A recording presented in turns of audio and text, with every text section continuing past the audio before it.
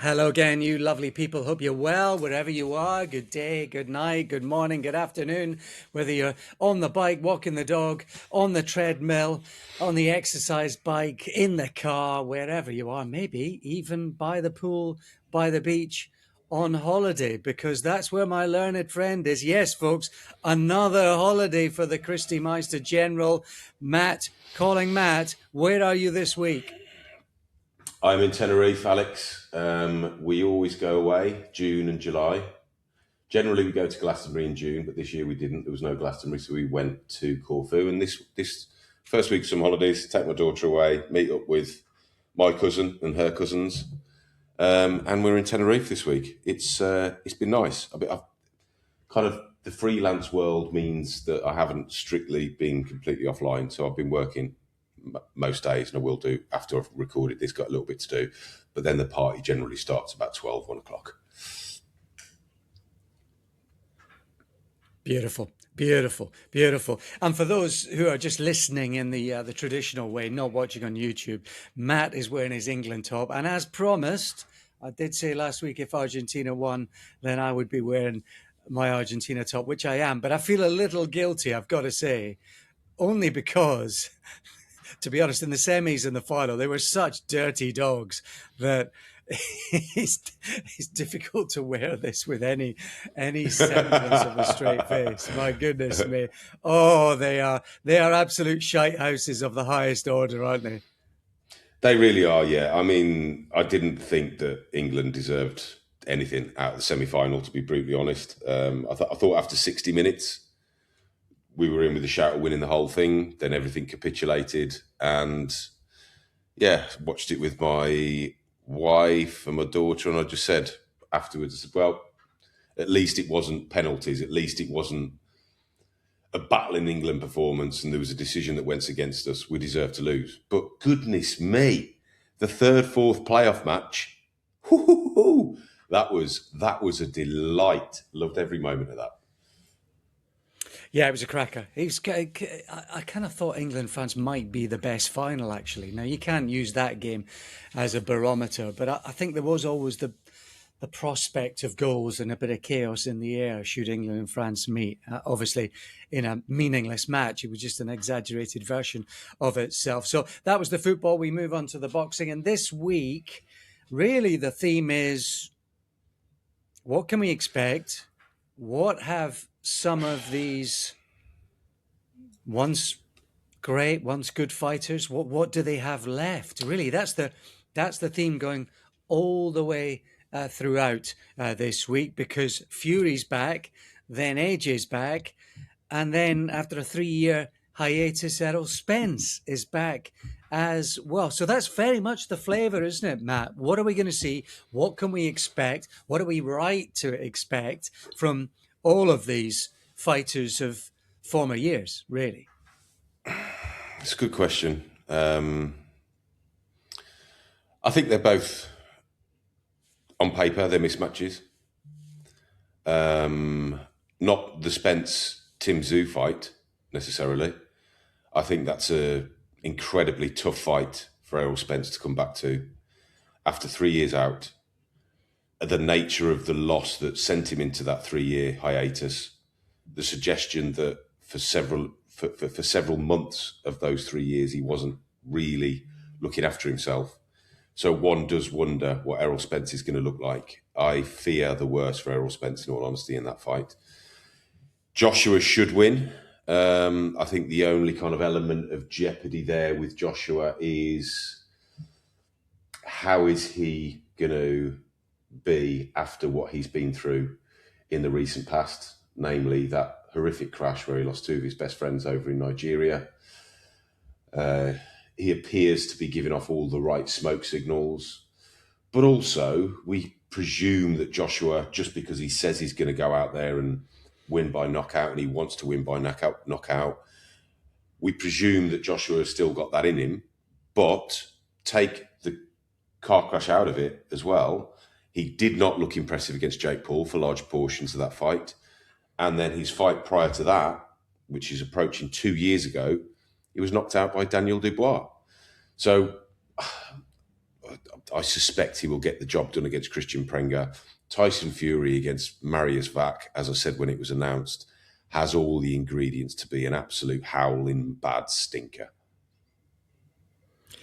And we'll talk about all of those in a little more detail as the show progresses. Did you catch anything of the sort of Garcia Benn presser? I don't. I might see the odd thing on socials, but I don't tend to tune into that sort of stuff. I hated the Mayweather McGregor shouting over each other, grabbing the mic, insults, the childish "you said this." Honestly, I've just got so little time for it. So I tend to avoid it like the plague, but as part of your job, you probably have to tune into some or all of that. What did you make of it? Yeah, I saw most of it. I think as we spoke last week, we were kind of waiting for that to be officially confirmed. It was nearly over the line. It has since been confirmed. They will fight in Las Vegas on September the 12th.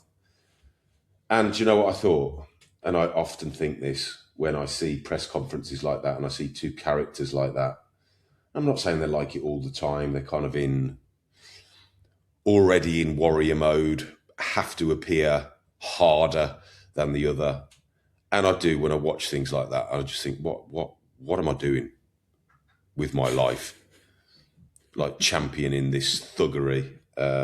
Because frankly, you see that kind of carry on in the street or in a pub, you would just think they were the most despicable human beings going, or I would anyway. They're not remotely my cup of tea. But yeah, just got to a point in the press conference where Ryan Garcia was insulting Ben. Ben was insulting Garcia. Then it was like, well, I'll knock you out now. I'll knock you out now. And then they motioned to knock each other out and they were separated. And the headlines in block capitals is brawl at the press conference, had to be separated. Whether either of them would have thrown a punch if they hadn't been separated, we will never know. But machismo was very much in the air.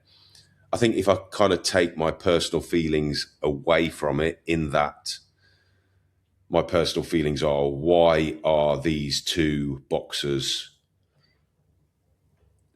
essentially taking part in one of the most lucrative fights of the year? When Ben came back from a skirmish with the drug authorities to be rewarded with 2 fights against Chris Eubank Jr., Ryan Garcia came from a year ban to be rewarded with a title fight, and then he lost that, and then he was rewarded with another one. And you kind of think to yourself, what message are we giving out here? That if you want to experiment with performance-enhancing drugs, go for it, really, would appear to be the message, because your notoriety will win the day in the end. But I think if you take all of that out of it, I am quite intrigued by the fight. I think I said after Ben had struggled with Regis Prograis that Garcia would be too good for Ben, and I still probably believe that, but there is something about Conor Benn that you have to admire. There's a studious nature to him. He's desperate to get better. He's in the gym every single day of his life. And fighters like that dedicate themselves to the sport to that degree can exceed expectation. So I do wonder if Ben might shock a few people in September, but we'll see. I think again, take all of that nonsense, and well, it's not nonsense, but if you can and you're able to put all that to one side and just focus on the fight itself, I think it could be a really good fight. And what do you make of the sort of tagline for the World Welterweight Championship? The kind of the presumed ownership of that phrase. Well, it's curious. I think Zuffa's Dana White and Golden Boy's Oscar De La Hoya have kind of come together and put their differences aside for the time being to ensure this fight occurs. But I looked at the transnational boxing rankings last week, actually. Garcia is ranked 4th at welterweight. Ben isn't ranked in any weight class. Ben hasn't fought at welterweight since April 2022. If it was for the World Welterweight Championship, great. It's for a belt. It's for a belt that somehow Conor Benn has managed to convince a sanctioning body that he's the most deserving welterweight out of everybody out there for a title shot, even though he hasn't fought in that weight class for 4 years. It is what it is. A lot of people will think it's for the World Welterweight Championship.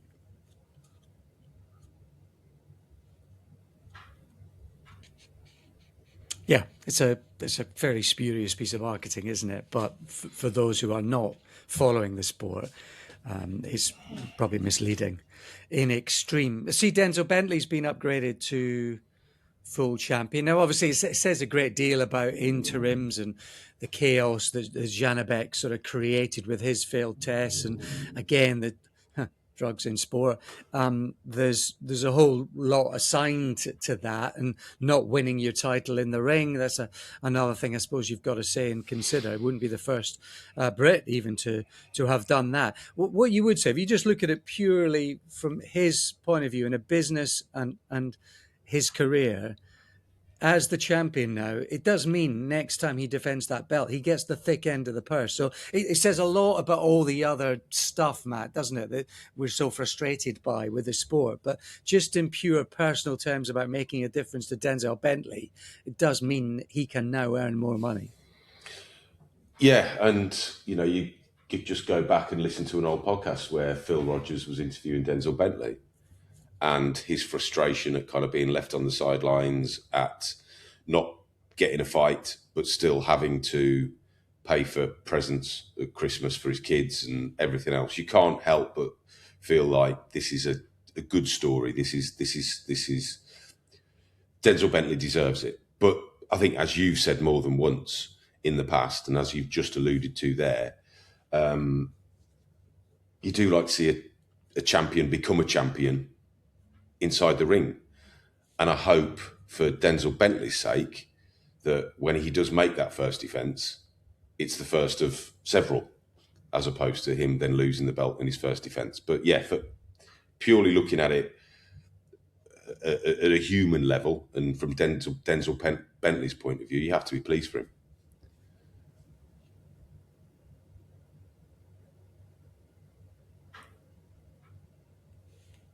Yeah, mine's is kind of more a criticism of the system and the sanctioning bodies than it is anything else. I'd just like them to not put a label on any interim title. Don't put a label on that, and just have a system in place whereby those that are in Denzel Bentley's shoes are then next in line to fight for the vacant title, or to be in some kind of eliminator to then fight for the title. And just have a different system. The whole interim and then upgrading as champions when you've not won it in the ring is just, I just think it's stupid and unnecessary. But anyway, it is what it is. Hopefully it makes a big difference now to Denzel Bentley. Few would begrudge him that opportunity, I think it's fair to say. Let's talk about briefly some of the action from last weekend. Pacheco getting a stoppage win, which is a big turnaround for him. It looked like he was on his way to another 12-round points decision, albeit a lopsided one. And Harlem Eubank losing a chaotic up and down fight with David Papo. It wasn't quite the version of Papo that we were expecting, Matt. I thought it would be Papo on the front foot, pressing and really fast with the left hand. It was the left hand that was the story of the fight and the difference maker ultimately. But it was a back foot counter-punching Papo. Didn't expect that whatsoever, but it worked for him. And I don't think Harlem Eubank expected it either, did he? It took him quite a while to kind of get into the fight. He had the mishap early where he was dropped, got back into it, scored a knockdown himself. But I feel like with Harlem Eubank, sometimes at a certain level, and I really like Harlem, but I think at a certain level, there's not the end product with him. So there's the feints, there's the moving from side to side. Then what do you do? And I feel like he wasn't doing enough. There wasn't the punctuation of the fancy moves enough for Harlem Eubank, and I think it cost him in the end. Full credit to him for lasting the distance and getting back up and fighting back. There were a couple of the knockdowns where I thought he's not going to He's not going to recover from this. At the age of 32, you do wonder where he's going to go from here.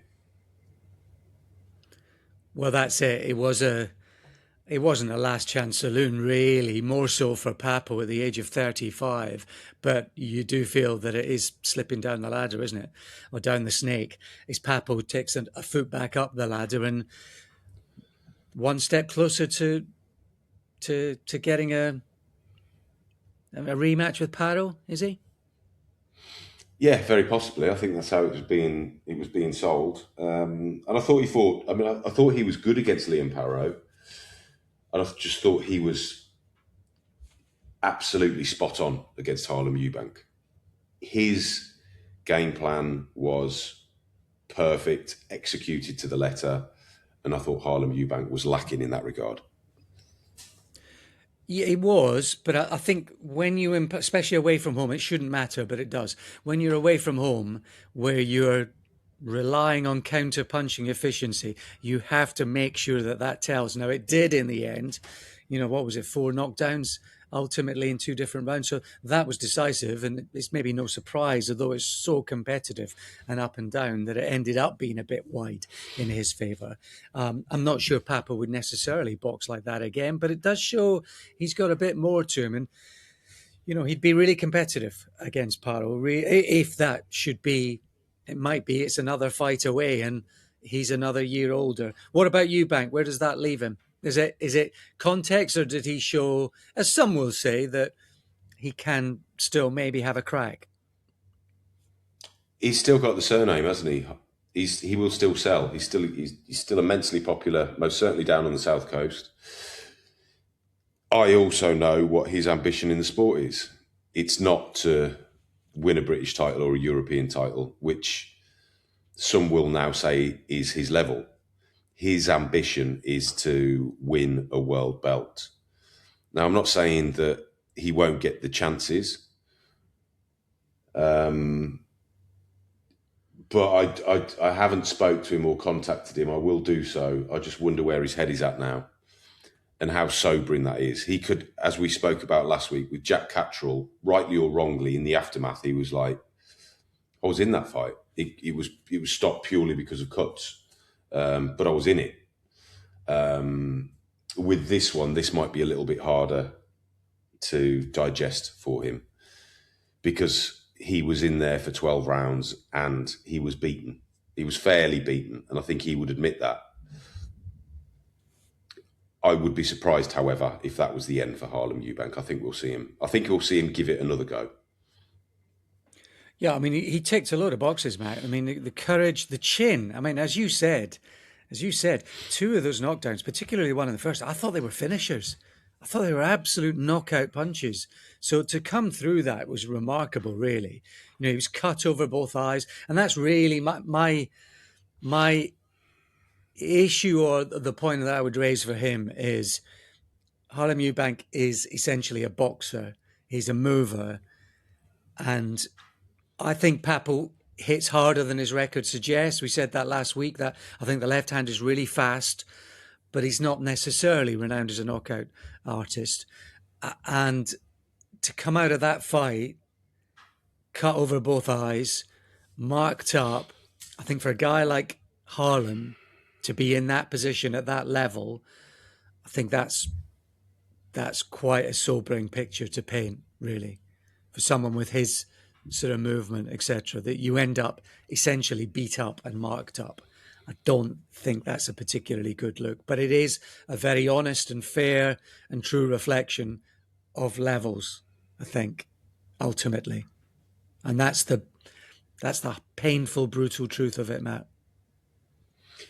It is, but I remember speaking to Harlem. I'm not even sure if he turned professional. He came along to the Brighton ex-boxers meeting many years ago, and I sat down and spoke to him and interviewed him for Boxing News at the time. And I was quite dubious, in all honesty, that he would make it. And the fact that he has got to this level, now I'm not saying he's proven himself as world class, but I think he's proven himself to be in and amongst it as the best in Europe. just because his name is Eubank doesn't mean, therefore, that he's just going to. He should get to world level. Some of the disadvantages he's had. He was on Brighton FC's books until he was 16, 17. Then he started to take boxing seriously. Credit to him for getting as far as he's got. But I think the difficult thing for him is that he wants to get a lot further. And it's now how he decides to deal with the fact that at the moment he's not at that level, and also time is probably running out for him. And I feel exceptionally sorry for any athlete that has that realization when they've spent so long kind of aiming for the top, and then all of a sudden they're faced with the probability that they won't get there. Absolutely. Pacheco and his handlers will still believe that he absolutely is going to get there. I know you've because you're away, you've not had a time to go into this in full detail, but Pacheco ultimately stopping Aleem in 11 rounds. Now, he was beating him up. He was hitting him hard. He was hitting him often. And Aleem, prompted by the referee several times down the stretch, you've got to show me something. And in the rounds, he kept doing it. He kept fighting back. Referee urging a response, and he kept getting them from Aleem. But he probably could have been pulled out earlier by his corner. The referee would have been within his limits to stop it. But the fact that Aleem kept fighting back kind of took it out of the referee's hands, until ultimately Pacheco just kept pressing and punching and pressing and punching. Two tumbles, ultimately through exhaustion and the ultimate collaboration of shot after shot after shot, the accumulation of those shots. And he went down twice, and the referee stopped in the 11th round. So Pacheco, first stoppage in a while. Just to kind of on paper, Matt, what are you thinking about where that kind of leaves him, and maybe what fans will be thinking about him and his journey? Well, I mean, I didn't see it, so let me ask you a question, because I think one of the things where we kind of left it hanging last week was we'll get some answers. We will get some answers to these questions that we've had a long time. In your opinion, did we get those answers? I think this performance still raised a couple of questions regarding Pacheco for me. The main one is a technical and tactical one that I can't quite get my head around. Now, first fight with Buddy McGirt, no surprise, they mentioned it a lot in commentary, but no surprise there was a lot of jabbing from Pacheco, and there was good variety with the jab. He was doubling and tripling it up. There was a stabbing jab to the body and then upstairs. So there was variety from the jab. My main problem with Pacheco still remains that he is obsessed with fighting on the back foot. I don't understand it, particularly when you're now with a trainer who wants you to work behind a heavy jab with variety. Even the times when he was beating up Aleem, and there were so many opportunities for Pacheco he was winning, he was beating him up, but there were so many times for him to get on the front foot behind that jab, and his natural instinct is to just half step, retreat. And even those times where he had absolute mastery of the fight and total control of an opponent, he still doesn't want to move forward and really punish is the wrong phrase, but really take command and control of the whole scenario. And I don't know what that is. And I just think you've seen it in other fights previously with operators who are solid but not spectacular, and certainly not world class. With Pacheco, with McCumbee and Nelson, the Seletsky performance was the last sort of one where you really thought, wow, right, he might be able to explode this guy. I just think the better fighters, the really good operators who can punch and think and evolve and adapt, they will just take advantage of that weakness or desire or want or only can do from Pacheco, where he just wants to retreat ever so slightly, even when he's in command. And I don't understand it, Matt. I don't know what it is. Maybe he just is a counterpuncher naturally, and that's where he feels But I think that's an Achilles heel against the better fighters. And I think he'll get found out against the better fighters if he can find a way to be more front foot, particularly if you're going to get on the jab like he was doing the other night. Well, they're talking about potentially Munguia, aren't they? That's the route they're going to look at. How, because Munguia is someone who's kind of flattered to deceive over the years as well. Would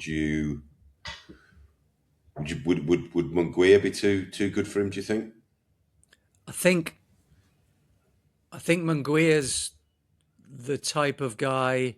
The Munguia's energy and his front-footedness potentially could exploit that.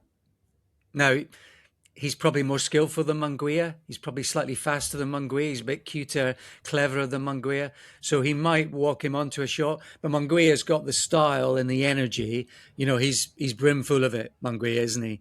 You know, he's got gusto, he's got verve, he's got energy, and he throws a million punches. So yeah, he's the kind of guy who could exploit that, to be honest, even although I don't think just in terms of pure talent he is, but in terms of the way he goes about it, yeah, absolutely. Absolutely. So I think that's something they need to address with him. What I will say is, I was saying last week, I was probably slightly unfair pointing the finger at sort of matchmakers, promoters and management with. It does sound like quite a bit of the decision making about who Pacheco's been in with has been coming from him. You know, the Mbili fight, you know, he says he wasn't getting enough money to go and do it in Canada.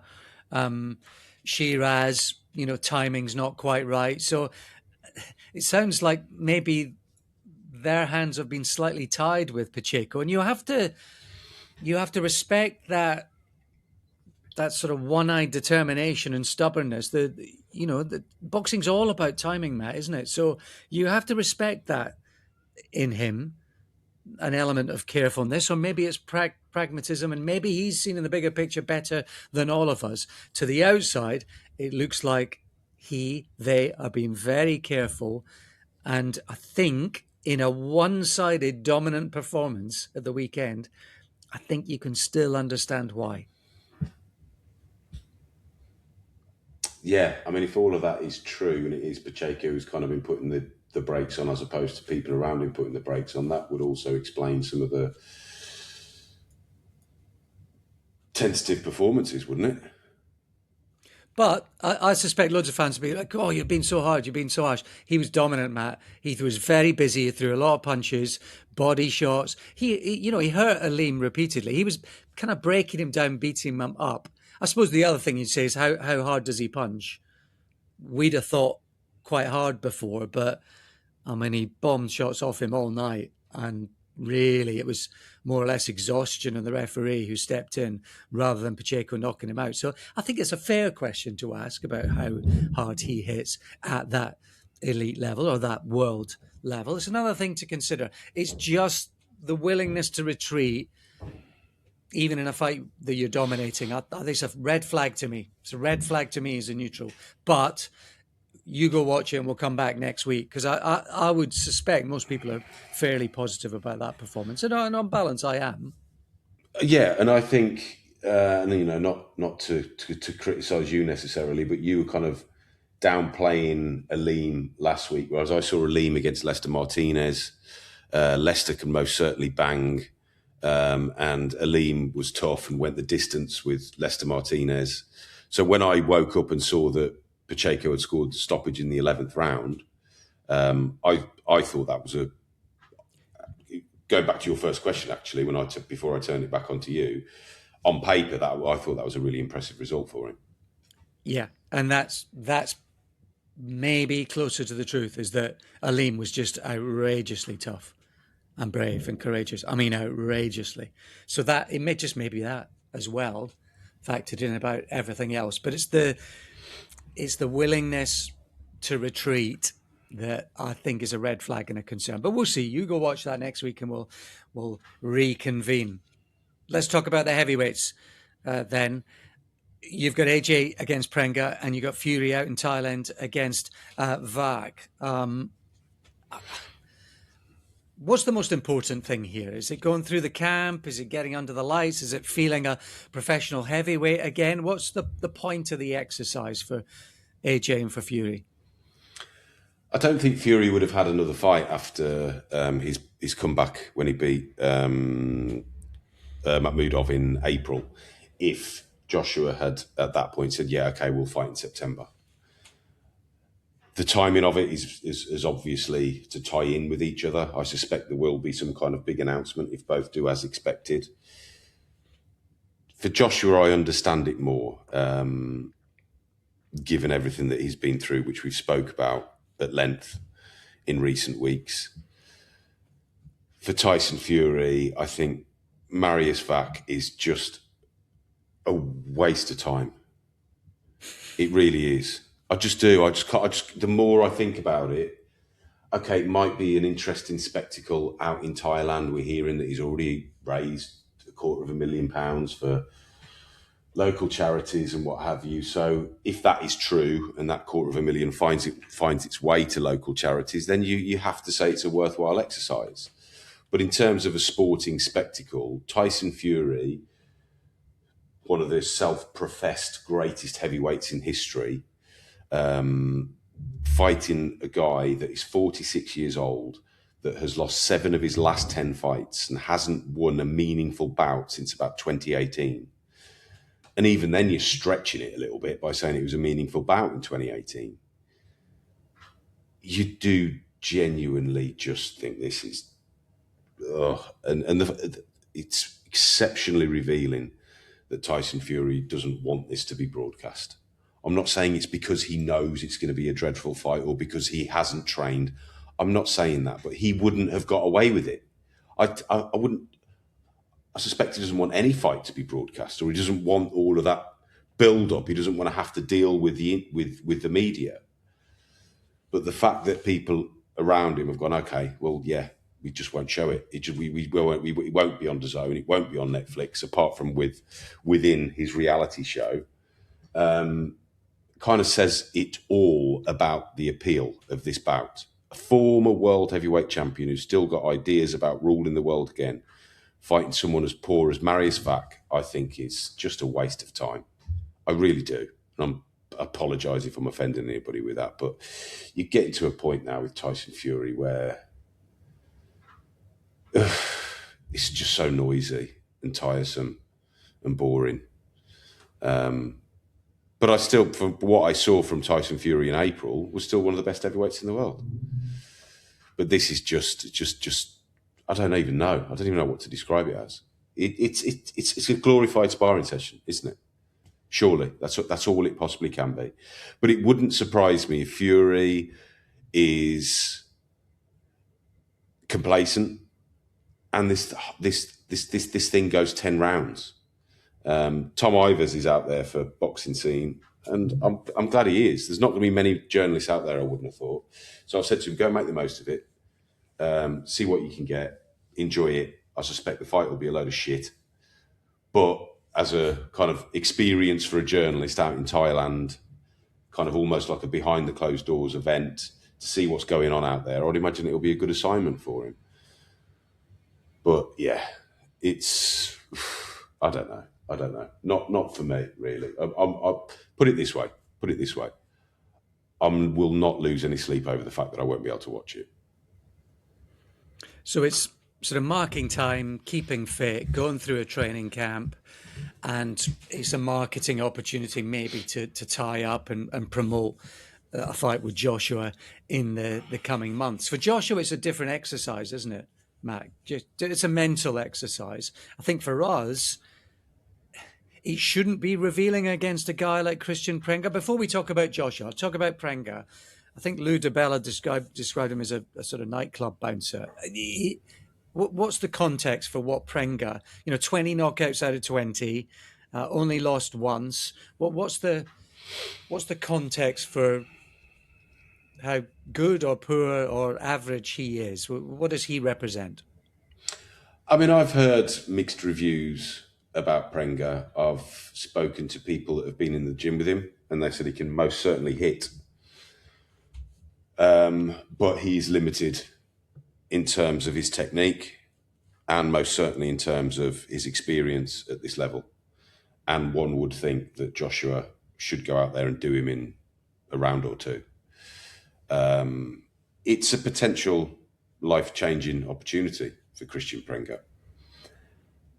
And even though we presume that Joshua will dominate, there is that sense that if Joshua was to get clocked on the chin early on, it could be a massive upset. And you do sense that. You don't sense it with Fury Wach, but there is just the tiniest bit of jeopardy for Anthony Joshua in this fight.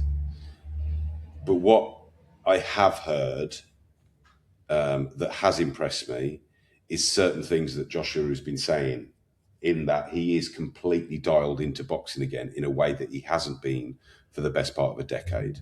So a lot of the businesses that he'd started up, a lot of the sponsors that he was falling over himself to please, they're all gone by the wayside. So he is focusing purely on the sport of boxing. And his ambition goes beyond beating Kristian Prenga. It goes beyond beating Tyson Fury. His ambition at the moment is to win all 4 belts. That's how he wants to end his career. That is what he is focused on in a way that I'm not convinced he ever was. I remember when he beat Charles Martin in, was it 2016? And he was speaking to journalists afterwards and kind of asking about the whole championship system. What other belts are there? Who's got those?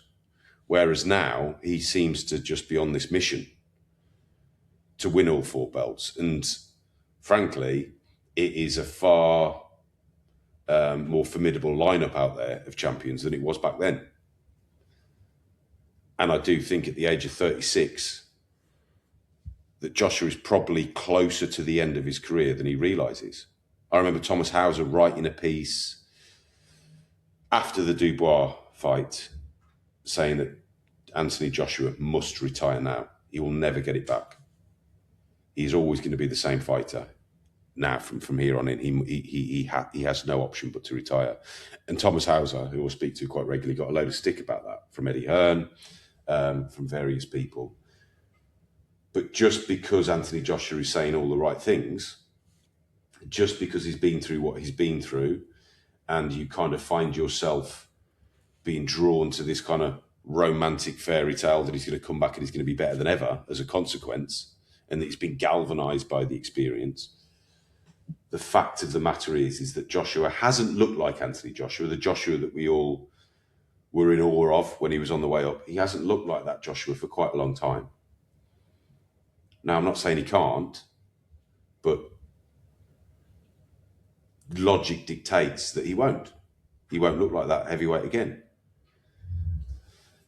But there remains something incredibly fascinating, alluring about the Anthony Joshua story. He's exceptionally likable. What you see with him is what you get. When you kind of get that respect on stage, when you hear that he's doing certain things behind the scenes for people, that's the real person. That's the person that I've encountered throughout. That's the kind of person that I'm hearing about when I'm doing work for Ringside Charitable Trust and he wants to help us and he's on the phone to Dave Harris for half an hour. So you want him to succeed. You really want this to be a happy ending for Joshua. Unfortunately, in the world of heavyweight boxing, there hasn't been many happy endings.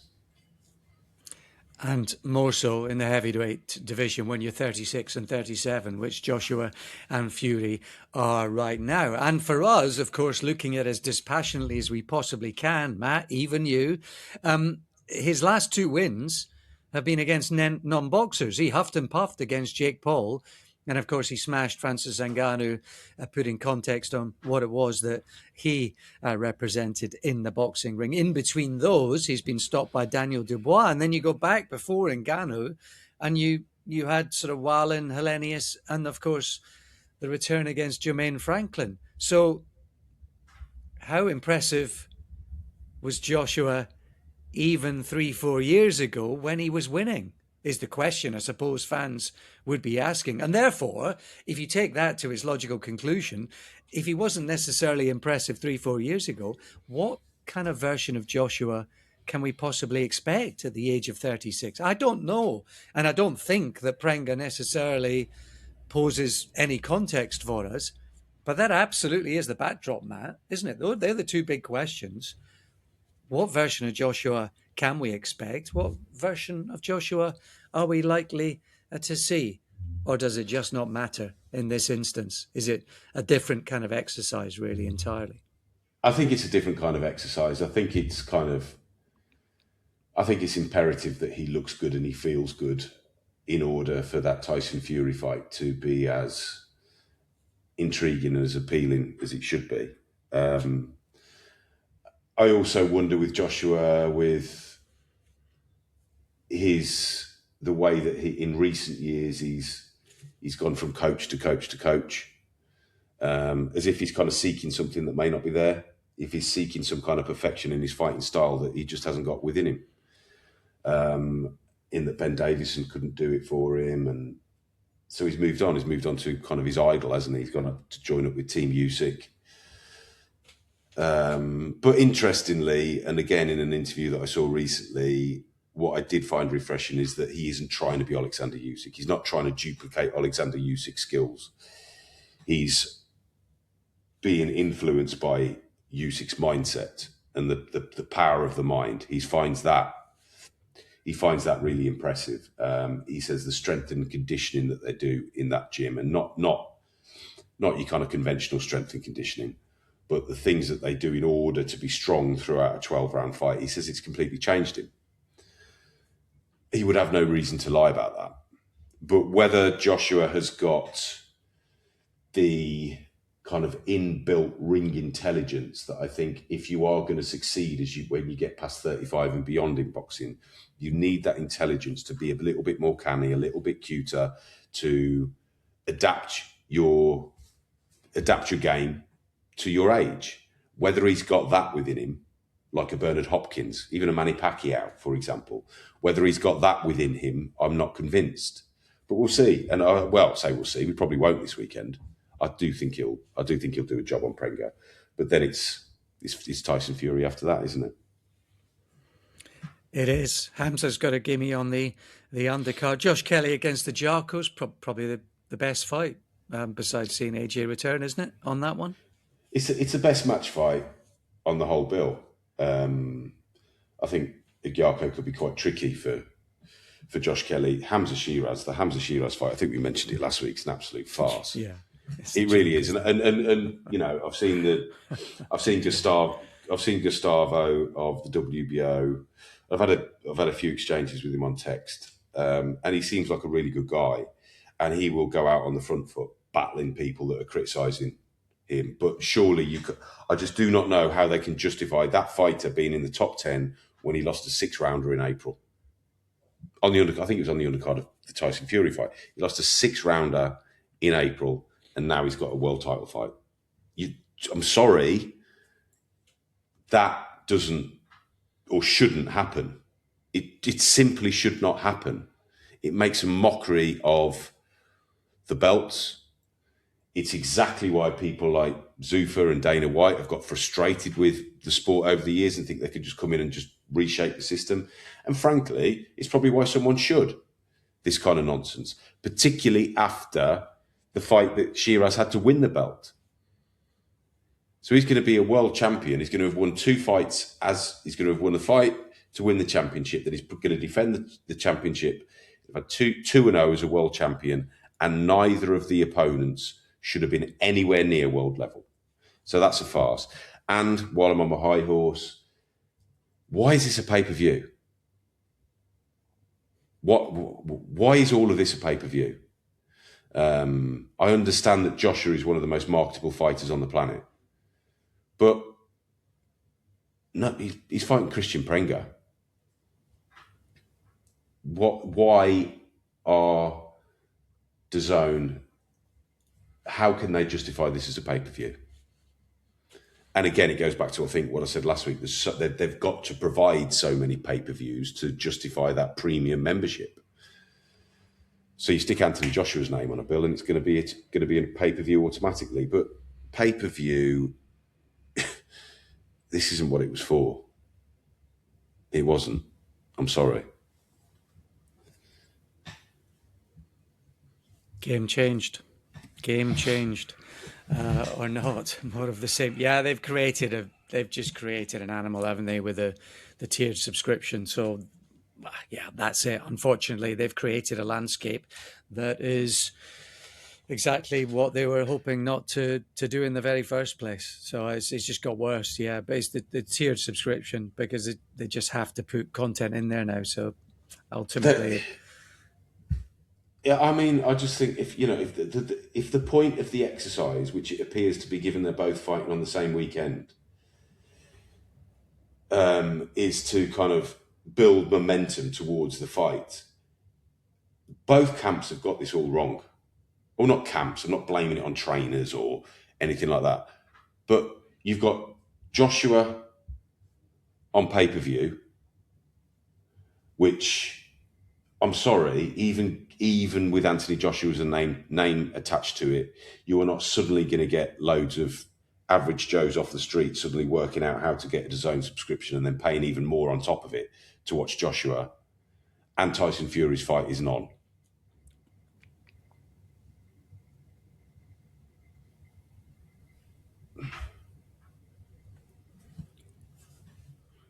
big thanks to Apple Plus and Patreon subscribers for their continued support alongside NES Medical, our sponsors. The only reason the pod comes to you each and every week is because of them, because of you. So thank you so much. If you want to get ad-free content, or you just want to support the pod, then less than $5 a month, you can do so via Apple Plus or Patreon. And on the Patreon app, patreon.com, you get to interact with like-minded boxing fans as well. There is a real community on there, so that's part of it too. This podcast is sponsored by NES Medical. They are the leading independent experts in ringside medical care. They provide global medical coverage for professional and amateur boxing events, ringside medicine training, and basic life support accredited courses too. Boxer safety is their priority, and you can find them at nasmedical.co.uk. Thanks to them, thanks to Apple Plus subscribers, thanks to the Patreons. Now, Tim Tszyu in against Errol Spence this weekend. Errol Spence in advancing years, almost 3 years. It'll almost be 3 years to the day, Matt. Just a few days off, 3 years since he lost spectacularly to Terence Crawford. It's the mother of all comebacks, isn't it, this? Yeah, it really is. And kind of Errol Spence, he hasn't got a history of doing this because he's never had this long out the ring, but he has got a history of going in and looking for the toughest challenge. And generally, he will succeed. I worry a little bit about this matchup. I just worry with what I'm hearing about Errol Spence, what I'm seeing with Errol Spence. That it's just, I fear that he could get hurt. In all honesty, in this fight, he may surprise me. The 3 years out of the ring may have done him the world of good. I didn't think the fight would happen. I'll be really honest about that, because we've had there was an incident a couple of weeks ago where Spence was supposed to turn up for a kind of an online face-off kind of thing with Tim Tszyu, left Tim Tszyu and Jeff Fenech in the studio, absolutely spitting mad. Fenech in particular was losing his marbles when Spence didn't turn up. Then there was a question of whether Spence was actually going to travel to the US just before he did, to Australia, just before he left the US. There was a request made for the fight to be £160. It had previously been agreed that it would be £158. Prior to that, at the negotiating table, Tim Tszyu was pushing for 154. Then he accepted 156, but in the end he had to accept 158. Now they're saying it's going to be 160. Spence has been quite bullish when he's been asked, why is it 160? Are you struggling to make the weight? It's like, no, because it's what's 158? You kind of admire his answer in a way. What is 158? That's nothing. Let's do it at middleweight. We either do it junior middleweight or we do it middleweight. Let's do it middleweight. And I suppose Tim Tszyu hasn't looked like the Tim Tszyu of a few years ago in recent outings. But he's been active. He's been active at a high level. And Errol Spence is just coming back into it's a heck of an ask for him.